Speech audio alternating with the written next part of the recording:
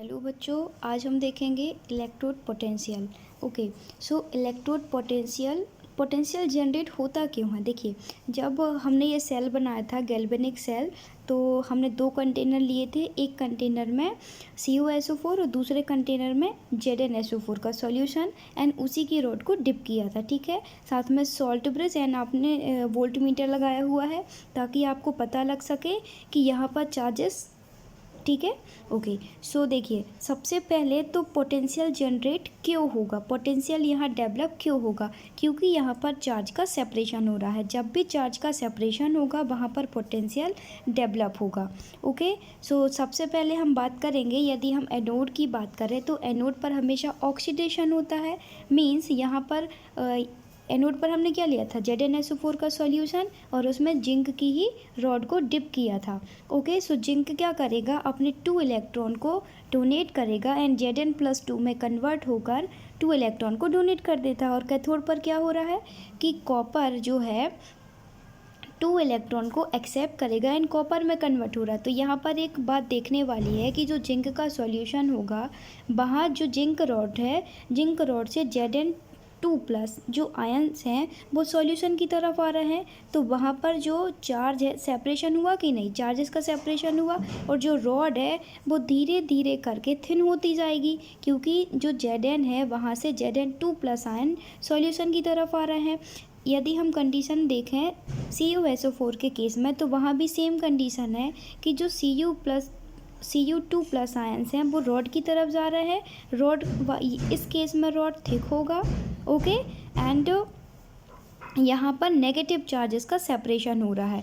Okay, सो यदि हम पूरे सेल का इलेक्ट्रोड पोटेंशियल की बात करें, तो इलेक्ट्रोड पोटेंशियल ऑफ एनोड पूरे सेल का निकालना है, तो आप क्या करेंगे, ऑक्सीडेशन पोटेंशियल ऑफ एनोड, क्योंकि एनोड पर ऑक्सीडेशन हो रहा है और कैथोड पर रिडक्शन हो रहा है। सो पूरे सेल का जो रिडक्शन इलेक्ट्रोड पोटेंशियल होगा वो क्या होगा, oxidation potential of anode plus reduction potential of cathode. Okay, equation first. लेकिन हमें पता है कि oxidation potential of anode equals to negatively reduction potential of anode. तो ये वैल्यू हमें इक्वेशन फर्स्ट में पुट कर देनी है।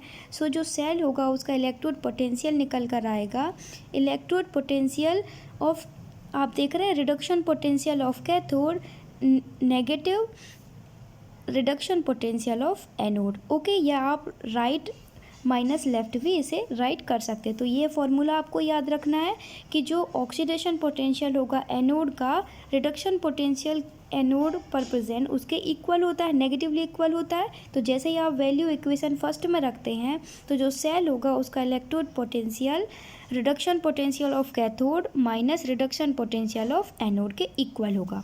ओके, अब यदि इलेक्ट्रोड पोटेंशियल की हम बात करें तो यहाँ पर 2 कंडीशन जनरेट होती हैं। ओके, कौन कौन सी, क्योंकि देखिए अभी यहाँ पर 2 कंडीशन हो सकती है। पहली तो स्टैंडर्ड इलेक्ट्रोड पोटेंशियल, दूसरा हो सकता है नॉन स्टैंडर्ड पोटेंशियल।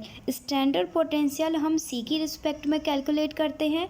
C मतलब कि स्टैंडर्ड हाइड्रोजन इलेक्ट्रोड।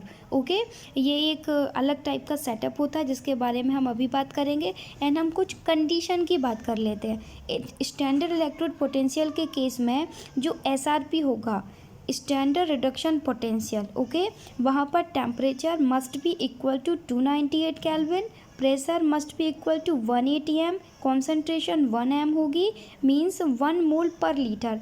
ओके, ये स्टैंडर्ड इलेक्ट्रोड पोटेंशियल की कंडीशन है। यदि ये कंडीशन नहीं होगी तो फिर हम उसे किस में कैलकुलेट करेंगे, नॉन स्टैंडर्ड इलेक्ट्रोड पोटेंशियल में।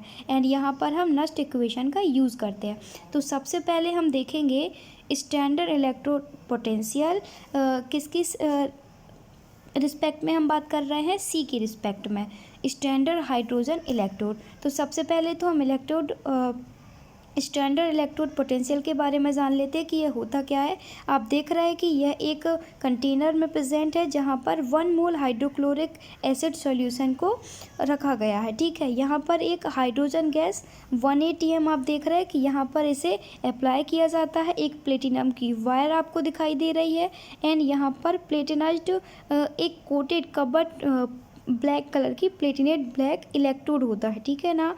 एंड ये पूरा सेटअप आप देख रहे हैं और ऊपर से जो हाई रेजिस्टेंस वोल्ट मीटर लगा दिया जाता है ताकि ये इससे आप कैलकुलेशन कर सकें, ठीक है। अब मेज़रमेंट हमें यहाँ पर देखना है स्टैंडर्ड कंडीशन में, ओके, जहाँ पर temperature must be equal to 298 kelvin, pressure 180 M and concentration क्या होगी 1 एम। यदि ये कंडीशन प्रेजेंट है तभी जाकर आप सी का यूज़ कर सकते हैं, अदरवाइज़ आपको नॉन स्टैंडर्ड कंडीशन है तो वहाँ पर आपको नस्ट इक्वेशन का यूज़ करना होगा, ओके। तो यहाँ आप देख रहे हैं जैसे हमें ZnSO4 के केस में निकालना हो तो आप क्या करेंगे, एक तरफ आपको सी का यूज़ करना है जिसका इलेक्ट्रोड पोटेंशियल एक्सपेरिमेंटली 0.00 नोट किया गया है, ओके। तो ये हमेशा से फिक्स है कि इसका जो इलेक्ट्रोड पोटेंशियल होगा 0.00 वोल्ट ही होगा। यदि आपको Zn4 के केस में निकालना है तो क्या होगा, देखिए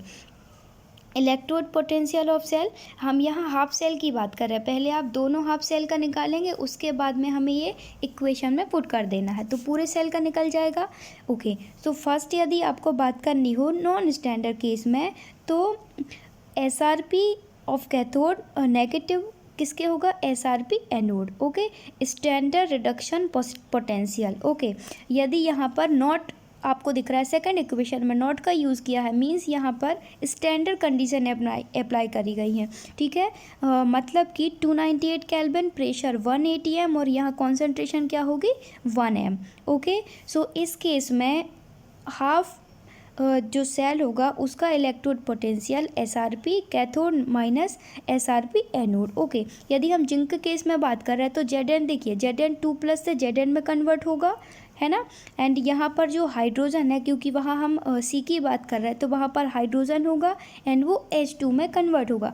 तो और बात करी है कि एक्सपेरिमेंटली ऐसा देखा गया है कि जो सी है उसे मान लिया है, देखिए जैसे यदि हम अभी भी हम मास की बात करें तो वो भी हमने रिलेटिव मास लिए है ना, वैसे ही सेम कंडीशन यहाँ हुई है कि उन्होंने मान लिया कि इसका 0.00 वोल्ट होता है एंड इसकी रिस्पेक्ट में उन्होंने दूसरे अदर जितने भी मेटल्स है उनका कैलकुलेट किया है, ओके। सो हाइड्रोजन के केस में इसका जो इलेक्ट्रोड पोटेंशियल होता है 0.00 वोल्ट होता है। तो जैसे ही आप यहाँ वैल्यू पुट करेंगे तो जो वोल्ट मीटर है उसमें -0.76 वोल्ट ZnSO4 के लिए यहाँ पर इलेक्ट्रोड पोटेंशियल डेवलप हुआ, ओके। एंड ये कैलकुलेशन है। तो जिंक के लिए जो इलेक्ट्रोड पोटेंशियल है हाफ सेल का पोटेंशियल है वो कितना आया -0.76 वोल्ट।